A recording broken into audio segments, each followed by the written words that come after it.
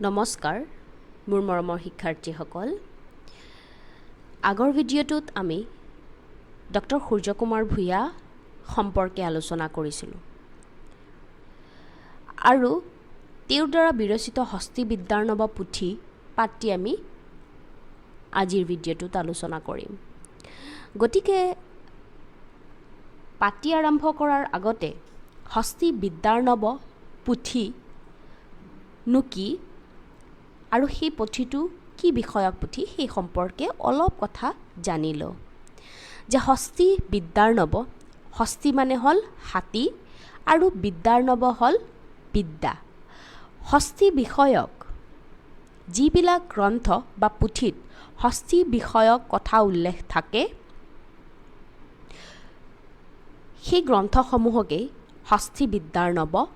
পুথি বুলি কোৱা হয় আৰু সুকুমাৰ বৰকাথে হস্তিবিদ্যাৰ নব পুথিখন ৰচনা কৰিছিল এই পুথিখন আছিলে ব্যৱহাৰিক জ্ঞানৰ পুথি এতিয়া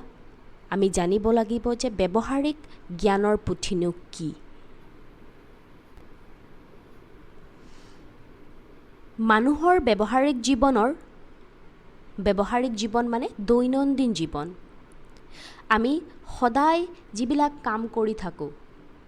নিত্য আমি যিখিনি কাম কৰি থাকোঁ সেই দৈনন্দিন জীৱনৰ লগত জড়িত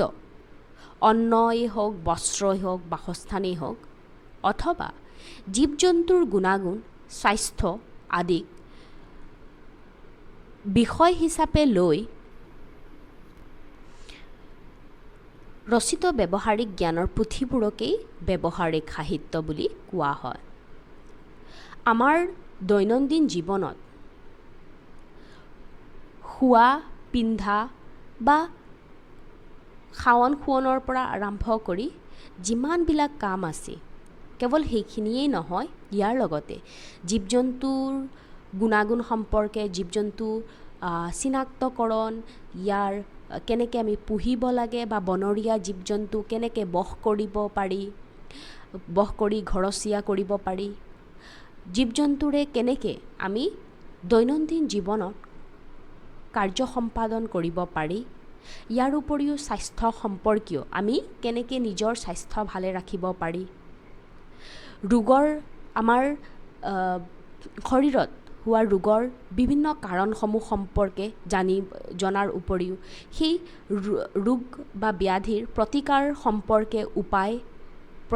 উপায় সম্পৰ্কে নানা কথা যিবিলাক গ্ৰন্থত উল্লেখ থাকে আৰু সেই গ্ৰন্থসমূহে আৰু যিবিলাক গ্ৰন্থই আমাৰ দৈনন্দিন জীৱনত ব্যৱহাৰিক জীৱনত চলাই লৈ যাবৰ কাৰণে আমাক সহায় কৰে সেই গ্ৰন্থসমূহ সেই পুথিসমূহকেই ব্যৱহাৰিক সাহিত্য বুলি কোৱা হয় উদাহৰণস্বৰূপে প্ৰাচীন কালত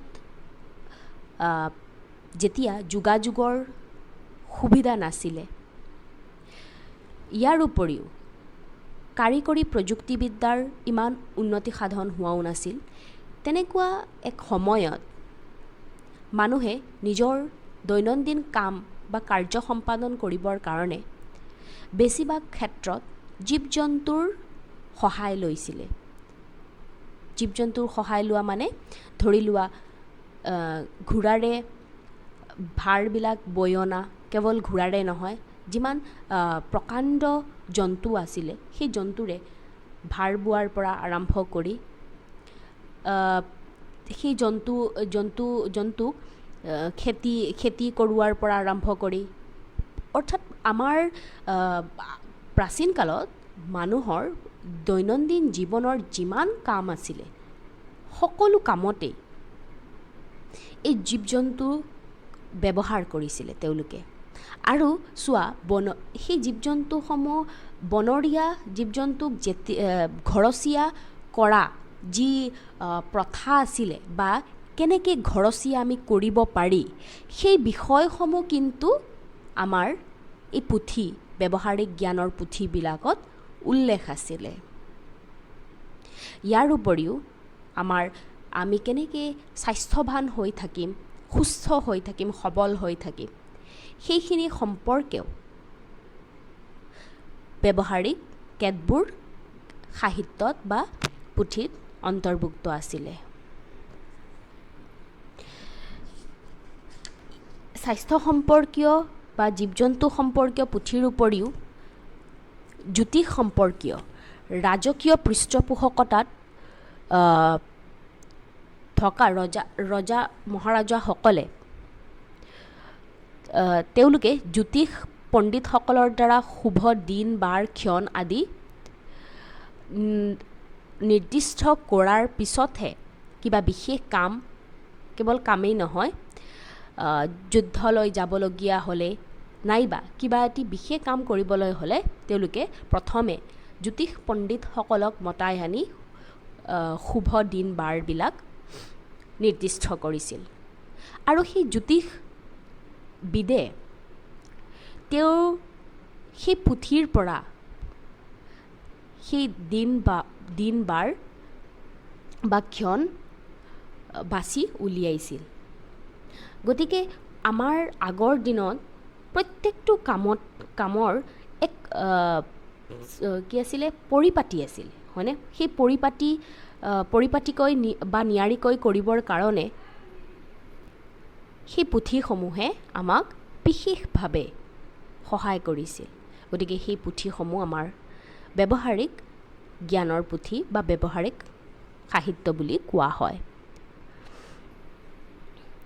মধ্যযুগৰ অসমীয়া ভাষাত বিভিন্ন বিষয়ক ব্যৱহাৰিক জ্ঞানৰ পুথি ৰচিত হৈছিল আৰু মধ্যযুগতহে, হয়নে, মধ্যযুগত বা প্ৰাক শংকৰী যুগত বুলি কোৱা হয়, সেই মধ্যযুগত অসমীয়া ভাষাত বিভিন্ন ধৰণৰ ব্যৱহাৰিক জ্ঞানৰ পুথিসমূহ ৰচিত হৈছিল। আৰু ইয়াৰ ভিতৰত সুকুমাৰ বৰকাঠৰ হস্তিবিদ্যাৰ নৱ পুথি বা ঘোঁৰা নিদান আদি উল্লেখযোগ্য ব্যৱহাৰিক জ্ঞানৰ পুথি আছিলে। কেৱল সেইখিনিয়ে নহয়, কবিৰাজ চক্ৰৱৰ্তী, জ্যোতিষ চূড়ামণি, অংকশাস্ত্ৰ, অংকৰ আৰ্যা, ইয়াৰ পিছত শ্ৰীহস্থ মুক্তাৱলী আদি কেতবোৰ ব্যৱহাৰিক জ্ঞানৰ পুথিয়ে মানুহক ব্যৱহাৰিক জীৱনৰ বিশেষভাৱে সহায় কৰিছিল। এতিয়া ধৰি লোৱা হস্তিবিদ্যাৰ নৱ পুথিখনত হস্তি মানে হাতী বিষয়ক পুথি আছিলে।